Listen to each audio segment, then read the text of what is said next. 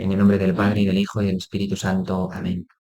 Bien, pues vamos a concluir hoy con la exposición de este segundo capítulo de la instrucción general del misal romano, hablando de una manera un poquito más breve que los días anteriores sobre los gestos o posturas del cuerpo durante la celebración de la misa, y luego también una palabra más breve aún sobre el silencio, pero no está resumido, porque yo aquí os facilito el texto completo, que es lo que vamos a comentar.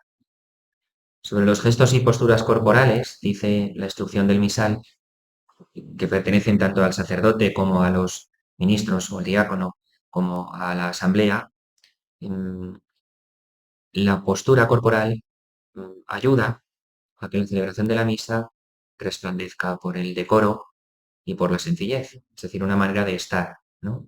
Del mismo modo que en la vida común uno pues no se sienta repanchingado en la oficina del trabajo o no se tumba en la cama del amigo que le ha invitado a su casa, pues evidentemente aquí que celebramos algo mucho más sagrado e importante, lo más sagrado y más importante también con el cuerpo nos conducimos de una manera adecuada que ayuda al noble decoro y a la sencillez de la celebración, así como para comprender el significado verdadero y pleno de cada una de sus partes, es decir, que la postura del cuerpo que en cada una de las partes de la misa se adopta ayuda a comprender qué se está celebrando en esa parte concreta de la misa. No se está acaso de pie en una parte concreta o de rodillas en otra, sino que esa postura, en cierto modo, se desprende de lo que en ese momento se está celebrando. Guarda relación aquella parte de la misa con la postura del cuerpo que adoptamos. Y por tanto es preciso que atendamos a lo que aporta la instrucción general del misal romano y a la praxis tradicional del rito romano de la misa, que es el que nosotros celebramos, a la hora de participar en ella con el modo de estar, nuestra postura del cuerpo. Esta postura del cuerpo recuerda la instrucción que hay que guardarla de manera uniforme, es decir, que todos debemos estar de pie cuando hay que estar de pie, todos debemos estar de rodillas cuando hay que estar de rodillas y otro tanto cuando hay que estar sentados. Dice la instrucción literalmente que la uniformidad de las posturas debe ser observada por todos los participantes, no porque toque, no por un capricho o por un deseo de que quede bien, sino porque la postura del cuerpo, adoptada por todos de manera unánime en cada parte de la misa, es signo de la unidad de la comunidad cristiana, congregada para celebrar la liturgia. Esto ya lo hemos recordado también respecto del modo de rezar en voz alta, que es también signo de la unidad de la comunidad cristiana. Por lo mismo, tanto cuando con el cuerpo adoptamos una postura diferente porque a nosotros nos pueda gustar más o dar más devoción, o por elección o preferencia personal, como cuando hacemos lo mismo a la manera de rezar y rezando lo hacemos sin compartir al unísono la oración con todos, o de manera más alta, más baja, más despacio, más lento, etcétera, se distorsiona la unidad. Y normalmente es signo de que no hay esa unidad por algún tipo de preferencia personal de quien en ese momento digamos, la entorpece. La postura corporal, al igual que la manera de rezar vocalmente, en voz alta las oraciones, contribuyen, cuando las guardamos de forma unánime, a expresar la unidad de la comunidad cristiana. Y en esto también todos tenemos una misión, ¿no? Dejando de lado nuestra propia preferencia. Para que no nos quede duda, lo dice claramente la instrucción general del misal, es decir, que no es un deseo del sacerdote que a cada momento lo diga. La uniformidad de las posturas debe ser observada por todos los participantes. Es signo de la unidad de los miembros de la comunidad cristiana, congregados para la Sagrada Liturgia, y expresa y promueve la intención y los sentimientos de los participantes.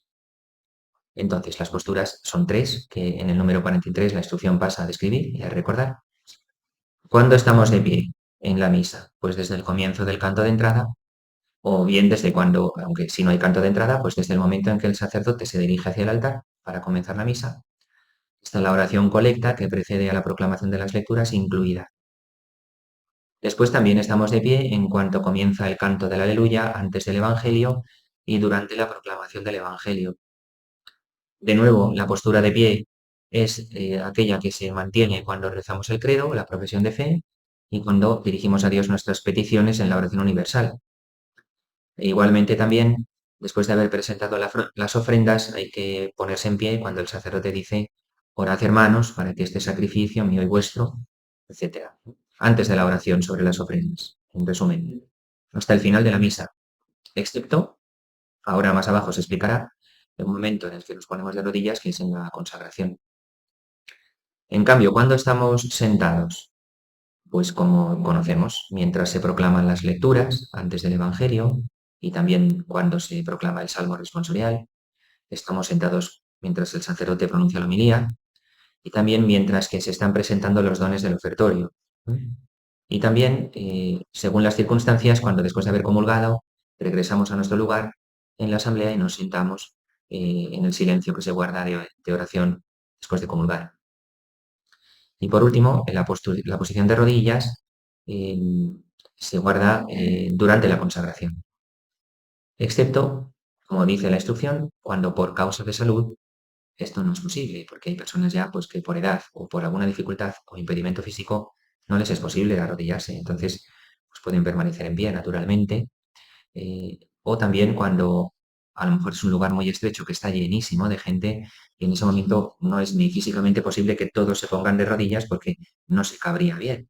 Entonces, cuando hay una causa de este tipo u otra razonable, dice la instrucción, pues no es preciso ponerse de rodillas porque no es posible, ¿no?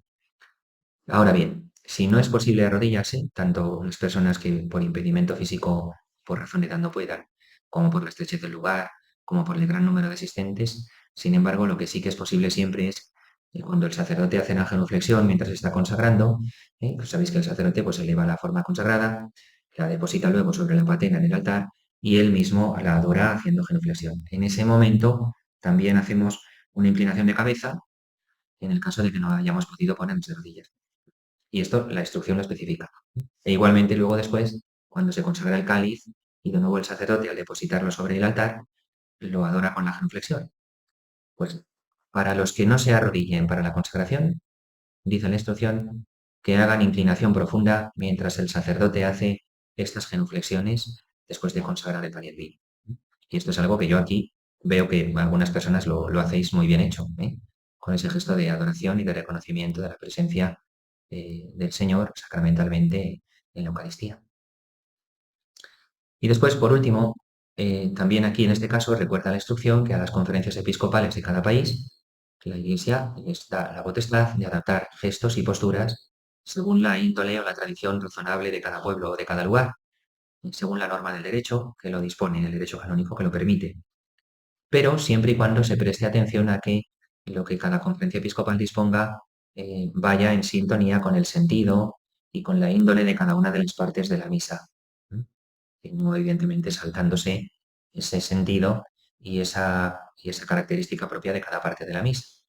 Es decir, no tendría sentido, por ejemplo, que durante la proclamación de las lecturas, mientras todo el mundo está sentado, pues uno decida estar así de pie en medio de toda la asamblea, porque aparte de que se rompe ese signo de unidad, como estábamos diciendo, se distrae todo el mundo, que se queda mirando diciendo, ¿por qué está esta persona aquí de pie? Eso no. Entonces, ha habido momentos, o puede seguir existiendo hoy lugares en los que hay una costumbre de que el pueblo de Dios permanezca de rodillas desde que termina la aclamación del santo, desde que acabamos el santo y en ese momento va a empezar la consagración, hasta el final de la plegaria eucarística, cuando ya el sacerdote levanta el cáliz y la patena y dice, por Cristo, con él y en él. Hay lugares, y aquí en España también en muchos sitios se sigue viendo, en los que la gente tiene como la costumbre de estar de rodillas. Desde que se acaba de rezar el santo, se ponen inmediatamente de rodillas porque viene la consagración y ya no se levantan hasta que se reza esa doxología final de la plegaria, ¿no? Por Cristo, con él y en él. Donde existe esta costumbre, dice la instrucción, es laudable que se conserve. En España, esta costumbre ha existido, pero no está dispuesta por la Conferencia Episcopal Española en este momento, que se aviene a lo que dice la Instrucción General del Misal Romano y no da ninguna norma acerca de que específicamente esto lo tengamos que guardar. Es decir, que nosotros lo mejor es que no lo hagamos. Nos corresponde más adecuadamente conservar la comunión y la unidad en la expresión de la unidad de la Iglesia en la celebración de la misa, estando de rodillas solo en la consagración y poniéndonos de pie cuando esto termina.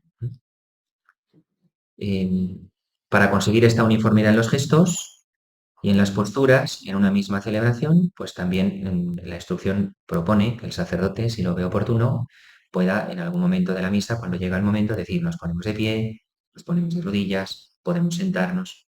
Se pueden hacer unas municiones breves que el diácono o incluso un ministro laico o el sacerdote puede ir introduciendo para que la gente, escuchándolo, pues al unísono se siente, se levante o se ponga de rodillas. Eso se puede también hacer.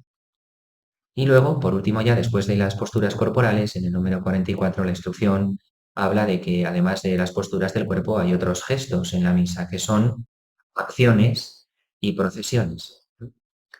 ¿Cuáles? Pues aquellas con las que el sacerdote o los concelebrantes, el diácono o otros ministros se acercan al altar, o los acólitos, o cuando el diácono, antes de proclamar el Evangelio, lleva hasta el ambón el Evangeliario o el libro de los Evangelios, como hacemos aquí en la misa solemne del domingo, o cuando los fieles llevan los dones en procesión hasta el altar, presentando el pan y el vino para el ofertorio, o también cuando todos los fieles de la asamblea que van a comulgar se acercan a recibir la comunión igualmente en procesión en el pasillo. Bien, dice la instrucción, conviene que estas acciones y todas estas procesiones se cumplan con decoro, mientras que se van acompañando del correspondiente canto, si es posible, respecto al canto, según las normas que el otro día también ya recordábamos, y las que están establecidas para cada caso. Bien, esto en cuanto a lo que se refiere a los gestos del cuerpo, a las acciones y procesiones que tienen lugar en la celebración de la misa. Y por último, y muy brevemente, una palabra sobre el silencio en la misa. En la misa también hay silencio. Y en concreto hay tres grandes momentos de silencio en los que la asamblea es invitada a la oración, cada uno en su modo propio. Hay un silencio importante al inicio de la misa cuando el sacerdote invita a todos en el acto penitencial a reconocer los propios pecados. Antes de rezar la oración del acto penitencial, ahí hay un silencio que se debe observar para que todos nos, digamos, nos, digamos, entrando en nuestro interior, hagamos silencio y nos recojamos para pedir perdón, ¿no? Reconociendo nuestra condición de pecadores. Un segundo silencio oportuno que conviene siempre observar es aquel que ha de hacerse al concluir la proclamación de la palabra, o en su caso si hay homilía, después de la homilía. La homilía, como sabéis, no es obligatoria todas las veces que se celebra la misa, solamente en las solemnidades y días de precepto. Entonces, si en la misa no se pronuncia homilía, después de haber proclamado el Evangelio, nos sentamos y conviene hacer un momento de silencio que sirva para meditar brevemente lo que se ha escuchado. Si se pronuncia homilía, pues entonces ese silencio se hace después de la homilía. Y el tercer momento de silencio importante es aquel que viene después de haber comulgado, cuando regresamos a nuestro lugar y nos sentamos tras haber recibido al Señor en la Eucaristía, pues dejar también ahí un pequeño momento pausado de silencio. Conviene incluso que, aunque vaya acompañado a lo mejor en algún momento del canto, porque todavía el coro esté cantando, o se haga algún canto de acción de gracias, sin embargo, haya también un momento de silencio sin canto, ¿no? En el que, entrando dentro de nosotros mismos de nuevo, en este caso, lo hagamos para alabar a Dios, para dar gracias y para orar, ¿no? Por tanto, tienen una naturaleza diferente estos momentos de silencio que hay en la misa. En el rito penitencial nos recogemos en nosotros mismos para pedir perdón. Terminada la proclamación de la palabra o la homilía en su caso, es para meditar brevemente lo que hemos escuchado. Y después de la comunión, para alabar a Dios en nuestro corazón, para rezar y dar gracias, para orar. ¿Vale? Bien. Y luego también hay un momento de silencio, aunque este conviene que no sea demasiado prolongado, en el que el sacerdote invita a la asamblea a orar. Cuando antes de cada una de las oraciones presidenciales el sacerdote dice, oremos. Y luego abre los brazos para pronunciar la oración. Ese oremos, pues conviene que venga precedido de un pequeño instante, aunque sea breve, de silencio, que nos permite también prestar atención a lo que vamos a escuchar, así como cobrar conciencia de que hemos de entrar en ambiente de oración. Bien. Y luego, incluso antes de la misa, ¿no? Antes de la misa conviene que se guarde silencio en la iglesia. Dice también la instrucción al final, ahí lo tenéis en el último párrafo, en la iglesia, en la sacristía y en los lugares más cercanos, para que todos los que vamos a celebrar la misa nos dispongamos de la manera más adecuada, con devoción y con atención, para la acción más sagrada de la Iglesia, que tiene en la Eucaristía su más excelsa expresión, ¿no? Por tanto, también guardar silencio antes de empezar la misa. En esto tampoco está de más, cuando es necesario, y especialmente en misas muy multitudinarias, que se haga alguna de esas moniciones antes de empezar la misa en las que se avise y se pida que se haga silencio para poder empezar, ¿no? Y nada más por hoy. Esto es lo que podemos comentar, explicar brevemente en cuanto a las posturas y gestos corporales de la misa y el silencio. Gloria al Padre y al Hijo y al Espíritu Santo.